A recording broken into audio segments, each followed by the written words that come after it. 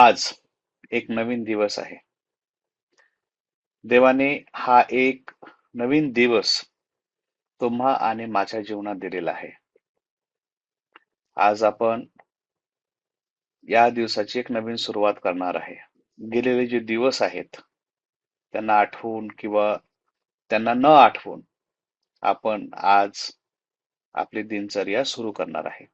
तसेच देवप्पाने आपल्याला या नवीन दिवसाची कृपा पुरवली पण आहे, की आज आपण जिवंताच्या भूमीवर आज जिवंत आहोत.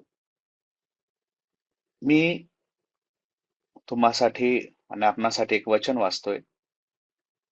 कोरिन्थीकरास दुसरे पत्र याचा 5वा अध्याय आणि शेवटचे वचन आहे 21वे वचन. ज्याला पाप ठाऊक नव्हते त्याला त्याने तुमच्या आमच्याकरिता पाप असे केले, ह्यासाठी की आपण त्याच्या ठायी देवाचे नीतिमत्व असे व्हावे. देवबाप वाचलेल्या वचना करवी आपल्या सर्वांना आशीर्वाद देऊ आणि आपल्या या मन्नामध्ये त्याची कृपा पुरवू. प्रियांनो, जसं मी तुम्हाला पहिलेच म्हटलेलं आहे की हा एक नवीन दिवस देवाने आपल्याला दिलेला आहे आणि आपण हे जे वचन वाचलं यामध्ये आपल्याला एक नवीन उपस्थिती किंवा नवीन स्टँडिंग, याला न्यू स्टँडिंग असं म्हणतो, डी.एल. मूडी या देवाच्या दासाने आपल्याला जी देवाच्या ठाई देवाचे नीतिमत्व असे जे आपल्याला प्राप्त झालेले आहे यासाठी त्यांनी न्यू स्टँडिंग हा शब्द दिलेला आहे. आपण जर बघितलं की या नवीन दिवशी आपण हा एक वचन बहुतांशदा वाचला असेल आणि त्यामध्ये जर आज आपण बघितलं तर आपल्याला एक नवीन देवाच्या ठाई नीतिमत्वाची पदवी मिळालेली आहे. म्हणजे आपल्याला असं म्हणता येईल की आपण जे ख्रिस्तामध्ये आहोत त्या सर्वांना देवाच्या ठाई देवासमोर एक नवीन पदवी, एक नवीन प्रतिष्ठा अशी देवाने दिलेली आहे. आणि आपण जर बघितलं तर आपणा सर्वांना माहित आहे, मला माझं स्वतःला माहित आहे की खरंच मी नीतिमान ठरवावं असं अब्राहमासारखा तर मी नाही. मी नीतिमान ठरावं, त्याची धार्मिकता, त्याचे नीतिमत्व हे मला प्राप्त व्हावे असा मी नोहासारखा पण नाही. एवढं की मी दाविदासारखा पण नाही आणि इयोबा सारखा तर मी नाहीच. तरी पण देवबाप्पाने आपल्याला, आपण जे प्रभू येशू ख्रिस्तामध्ये आहोत त्यांना जे आहे ही नीतिमत्वाची एक प्रतिष्ठा दिलेली आहे. म्हणजे विचार करण्याची गोष्ट आहे की हे नीतिमत्व प्राप्त करण्यासाठी आज पूर्ण जग आपला पूर्ण पैसा द्यायला तयार आहेत. पुष्कळसे जण आहेत अग्निकुंडात उडी मारून, खूप मोठी यात्रा करून, पवित्र पवित्र ठिकाणी जाण्याचा प्रयत्न करून, जीवाचे हाल अपेष्टा कष्ट स्वतःला त्रास करून, दुःख भोगून ही नीतिमत्व प्राप्त करण्याचा आज जग प्रयत्न करतोय. परंतु एवढं करूनही त्यांना ते नीतिमत्व मिळत नाही. तुम्हाला आणि मला, जे आपण ख्रिस्तामध्ये आहोत, त्यांना ही नवीन प्रतिष्ठा, एक न्यू स्टँडिंग देवाच्या उपस्थितीमध्ये प्रियांनो आपल्याला मिळालेली आहे. आणि याबद्दल आपण देवाचे खूप आभारी असे असायला पाहिजे. हे जे आपल्याला नीतिमत्व मिळालेले आहे, हे आपल्याला सहज असे नीतिमत्व मिळालेले नाही. तर आपण जर याच वचनाला पुन्हा जर वाचलं तर आपण असं म्हणतो की ज्याला पाप ठाऊक नव्हते त्याला त्याने तुमच्या आमच्याकरिता पाप असे केले. म्हणजे आपण पापी. आणि पौल ना स्वतःला काय म्हणतो माहित आहे का? पौल स्वतःला म्हणतो की I am the chiefest of all sinners. हे पत्र लिहिणारा, कुरिन्थीकरास पत्र लिहिणारा पौल एक फिलॉसॉफर, एक एज्युकेशनिस्ट, सर्वश्रेष्ठ गमालियलच्या युनिव्हर्सिटीमध्ये शिकलेला एक प्रतिष्ठित असा व्यक्ती म्हणतो की मी पाप्यांमध्ये मुख्य आहे. आणि तोच व्यक्ती इथे असा म्हणतो की त्याला पाप ठाऊक नव्हते. ख्रिस्ताला ख्रिस्ताला पाप ठाऊक नव्हते. म्हणजे he did not have or he does not have the knowledge of sin, knew no sin. त्याची कधी ओळखच झाली नाही पापासोबत. प्रियांनो, प्रभू येशू ख्रिस्त एवढा निष्पाप, योब स्वतःला म्हणतो की ओ अनटू मी. यशया स्वतःला म्हणतो अलास ओ अनटू मी. दैवाचे दर्शन होते ना तेव्हा असे प्रतिष्ठित नीतिमान व्यक्ती स्वतःला एवढं ते करतात. म्हणजे मनुष्य किती असा पापी असूनही सुद्धा त्याला नीतिमान ठरवले, पण देवाने आपल्या पुत्राला पाप असे ठरवले. योहान, प्रेरित योहान आपल्या पत्रामध्ये म्हणतो की त्याच्या ठायी पाप नव्हते. तो आपलं डोकं ख्रिस्ताच्या छातीवर, अंगावर टेकून झोपायचा. होऊ शकत असेल की त्याने ते हृदयाचे ठोके ऐकले असेल, निष्पाप निष्कलंक असे. आणि तो म्हणतो की त्याच्या ठायी पाप. पेत्र पण म्हणतो की त्याने कोणतेही पाप केले नाही किंवा त्याच्या तोंडातून शिवी पण निघाली नाही. पिलात म्हणतो की मला त्याच्या ठायी काहीही पाप सापडले नाही. क्रूस खांबावर टांगलेला एक चोर म्हणतो की याने काहीही चुकीचे केले नाही. आणि अनेको ठिकाणी प्रभू येशू ख्रिस्ताच्या पवित्रतेबद्दल साक्ष दिली जाते आणि त्याला देवाने पाप असे ठरवले आणि त्यामुळे आपण जे त्याच्या ठायी आहोत त्यांना नीतिमत्व प्राप्त झाले. ब्रदर बिली ग्राहम नावाचे मोठे सेवक होऊन गेले, तुम्ही सर्व जाणता त्यांना. तो एकदा असं आपल्या पुस्तकात लिहितो की when we stand before God in Christ, जेव्हा आपण प्रभू ख्रिस्तामध्ये देवा समोर उभे राहतो आणि जेव्हा ख्रिस्त आपल्या समोर उभा राहतो आणि देव जेव्हा आपल्याला बघतो, तर तो आपल्याला असं बघतो की जसं की आपण काही पाप केलेच नव्हते.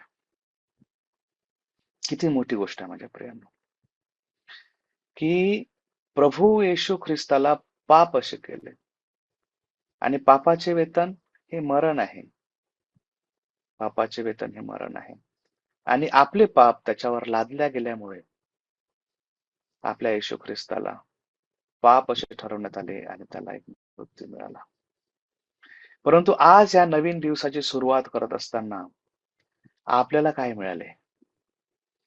प्रभू येशू ख्रिस्तामध्ये आपल्याला देवाच्या ठायी, त्याच्या ठायी देवाचे आपल्याला नीतिमत्व असे प्राप्त झाले. नीतिमत्व प्राप्त झाले म्हणजे काय?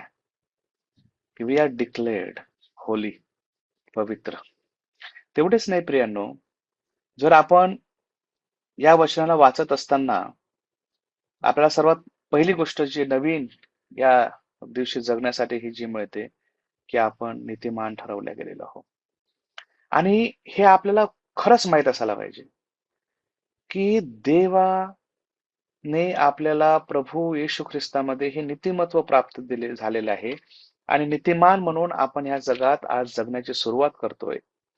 तर मग नीतिमान व्यक्ती कसा जगतो?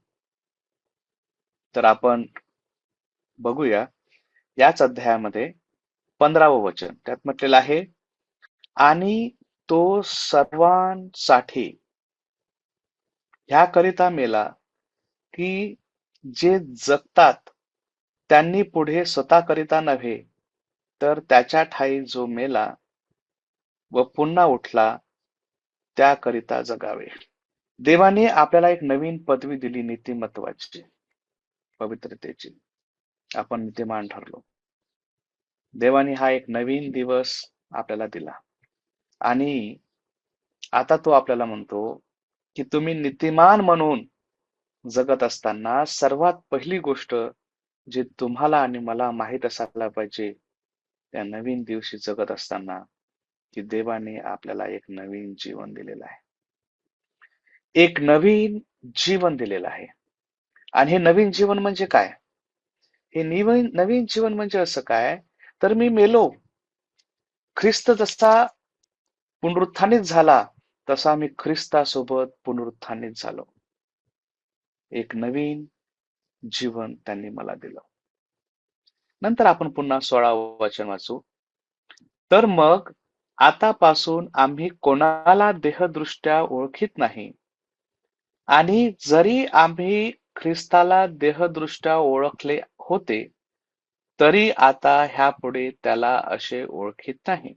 म्हणून जर कोणी ख्रिस्ताच्या ठायी असेल, तर तो नवी उत्पत्ती आहे. जुने ते होऊन गेले, पहा ते नवे झाले आहे.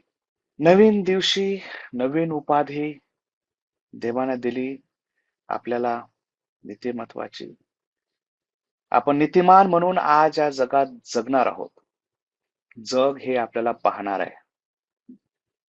आणि जेव्हा जग हे पाहणार आहे, हे ओळखून आपण हे समजून जगायला पाहिजे, की मी पहिले पापात, दुष्टाईत मेलो असताना देव आपल्यासाठी मरण पावला आणि त्याने मला नवीन जीवन दिलं. फक्त नवीन जीवनच नाही दिलं नवीन दिवशी जगण्यासाठी, तर आपल्याला असं सांगता आहे, की आपल्याला एक नवी सृष्टी, नवीन उत्पत्ती असं केलेलं आहे. New creation. कशासाठी? की जुने ते होऊन गेले, पहा ते आता नवे झाले आहे. म्हणजे पूर्वी आपण जसं जगायचो, है ना, आम्ही इथे सुवार्थ गाजवत असताना भरपूर लोकांमध्ये काम करतो. तर आम्ही त्यांना सांगतो, "अरे, आपण पहिले दारू प्यायचो, आता आपण दारू पिणार नाही. पहिले आपण तंबाखू खायचो, मावा खायचो, आता आपण खाणार नाही. पहिले आपण शिव्या गाळी करायचो, दारू काढायचो, भट्ट्या लावायचो, आता आपण ते करणार नाही." इथल्या लोकांच्या त्या जुन्या सवयी होत्या. त्या आता ते करू नये. नवीन आपण सृष्टीमध्ये आलेलो आहे असं आपण त्यांना शिकवतो. होऊ शकेल आपल्यामध्ये आपण काही जुन्या गोष्टी आपल्यामध्ये असेल, त्या गोष्टी गेल्या. आपण नवीन गोष्टी करतो. नवीन गोष्टी म्हणजे कोणत्या? New testament. नवीन करार आपल्याला दिलेला आहे. आपल्याला देवाने प्रीती शिकवलेली आहे. आपल्याला देवाने क्षमा असे शिकवलेले आहे. तर प्रियांनो, आपण नवीन प्रकारे जगण्यास सुरुवात करतो. तुम्हा सर्वांना माहित आहे की नवीन जीवन जगणं म्हणजे काय आणि जुनं सोडणं म्हणजे काय. तर या नवीन दिवशी जगत असताना आपण समजून घ्यावं प्रियांनो, की देवाने आपल्याला नवीन जीवन दिलेलं आहे. देवाने आपल्याला एक नवीन सृष्टी असं बनवलेलं आहे. 18वं वचन. ही सगळी देवाची आहे. त्याने स्वतःबरोबर आपला समेट ख्रिस्ताच्या द्वारे केला आणि समेटाची सेवा आम्हाला दिली. नवीन जीवन दिलं, नवी सृष्टी केली. आता आपल्याला बघतो की देवाने आपल्याला नवीन काम दिलं, नवीन कार्य दिलं, नवीन सेवा दिलेली आहे. ही सेवा फक्त सेवकांसाठी नाही प्रियांनो. हे समेटाची सेवा आहे. समेटाची सेवा म्हणजे काय? तर आपण जर बघितलं की आपण ना प्रभूनी शिकवलेली प्रार्थना आपण कधी कधी रिपीट करतो, की जसे आम्ही आमच्या ऋणाला सोडली आहे, तसेच तू आमची ऋणे आम्हास सोड. ही आहे समेटाची सेवा. समेट म्हणजे काय? तर नवीन सेवा जे देवाने आपल्याला दिलेली आहे, की जसं देवाने आपल्याला क्षमा केलं, जसं देवाने आपल्याला पापमुक्त आणि धार्मिक बनवलं, तसंच आपलंही कर्तव्य आहे की आपलं जर कोणी वाईट केलं असेल त्याला माफ करणे आणि देवाची सुवार्ता, देवाचं प्रेम त्यासोबत प्रगट करणे. हा जर दिवस, नवीन दिवस जर आज आपण भांडणात, कुरकुर करण्यात, द्वेष करण्यात, जुन्या गोष्टी आठवण करून एखाद्या व्यक्तीचा अ, मानहानी करण्याचा विचार करण्यात, झगडा करण्याचा विचार करण्यात, त्याला खाली पाडण्याचा विचार करण्यात, जर दुसऱ्या व्यक्तीचा जर आपण हा दिवस जर त्यातच घालवून दिला, तर मी तुम्हाला सांगतो की तुम्ही तो दिवस वाया घालवला. कारण की देवाने आपल्याला जर नीतिमत्व देऊन नवीन उपाधी दिलेली आहे, नवीन पोझिशन दिलेली आहे, तर आपण समजायला पाहिजे की आपल्याला देवाने एक नवीन सेवा दिलेली आहे आणि ही सेवा क्षमेची आणि चांगली आहे. तर आपण ती नवीन सेवा करत जायला पाहिजे. 19वा वचन. म्हणजे जगातील लोकांची पातके ज्यांच्याकडे न मोजता देव ख्रिस्तामध्ये स्वतःबरोबर जगाचा समेट करीत होता आणि त्याने आपल्याकडे समेटाचे वचन सोपवून दिले. आता दुसरे नवीन वचन दिलेलं आहे. समेटाची सेवा, नवीन सेवा दिली, नवीन वचन दिलं. आता नवीन वचन म्हणजे काय? नवीन वचन म्हणजे हे की नवा करारच पुन्हा आपण बघूया. आणि हे वचन जसं आपल्याला विश्वासी विश्वासांसमोर समेट करतो, विश्वासी अविश्वासांसोबत सुद्धा समेट करतो काही चुकीचं असल्यास. आता एवढंच नाही, तर हे जे वचन आहे, नवीन वचन जे दिलं आहे, हे समेट देवाचा विश्वासणाऱ्यांसोबत समेट, देवाचा अविश्वासणाऱ्यांसोबत समेट होण्यासाठी वचन दिलेलं आहे. नवीन वचन दिलेलं आहे. हे नवीन वचन सुवार्ता आहे माझ्या प्रियांनो.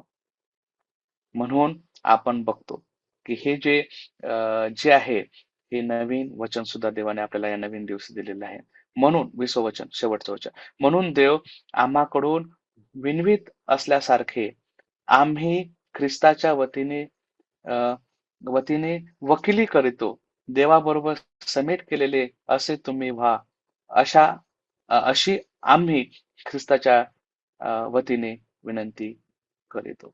आणि त्यामध्ये आपण बघतो की एक वकिलीची पदवी किंवा राजदूताची पदवी जी आहे देवबापाने आपल्याला दिलेली आहे आणि ती आपण बघतो की नीतिमत्वामुळेच आपल्याला मिळालेली आहे. तर प्रियांनो, आपल्याला लक्षात असू द्या या सकाळच्या मन्नाच्या वेळेस की ख्रिस्त हा पवित्र, निष्पाप, निष्कलंक, पापाविषयी अज्ञात असलेला, त्याच्या ठायी पाप नसलेला असा पवित्र आपल्यासाठी पाप ठरवण्यात आला आणि यासाठी की आपल्याला देवाचे नीतिमत्व असे होण्यासाठी एक नवीन पदवी मिळावी आणि नवीन पदवी मिळाली असताना आपल्याला एक जिम्मेदारी सुद्धा मिळालेली आहे की आपण असे म्हणून जगावे की आपल्याला एक नवीन जीवन मिळालेले आहे. आपण एक नवीन सृष्टी अशी बनवण्यात आलेला आहोत. आपल्याला एक नवीन सेवा, नवीन वचन आणि नवीन पदवी देवाने आपल्याला दिलेली आहे. तर प्रियानो, खूप गांभीर्याने आपल्याला जीवन जगायचे आहे. कारण की आपल्यासाठी एक नीतिमत्व म्हणून जगण्यासाठी, टिकून ठेवण्यासाठी एक खूप मोठं असं जे आहे मोबदला ख्रिस्ताच्या जीवाचा देण्यात आला. त्याचं बलिदान आपल्यासाठी देण्यात आलं. आपल्या पाप्यांसाठी जेव्हा आपण पापीच होतो, तर ख्रिस्त आपल्यासाठी मरण पावला. एक पवित्र असा. तर त्याची जाणीव करून या नवीन दिवशी या मन्नाचा विचार करून, या वचनांचा मनन करून, विशेष करून आपण आपण जीवन जगावे. देव बाप करू या वचनाकरवी आपल्या सर्वांना आशीर्वाद देव.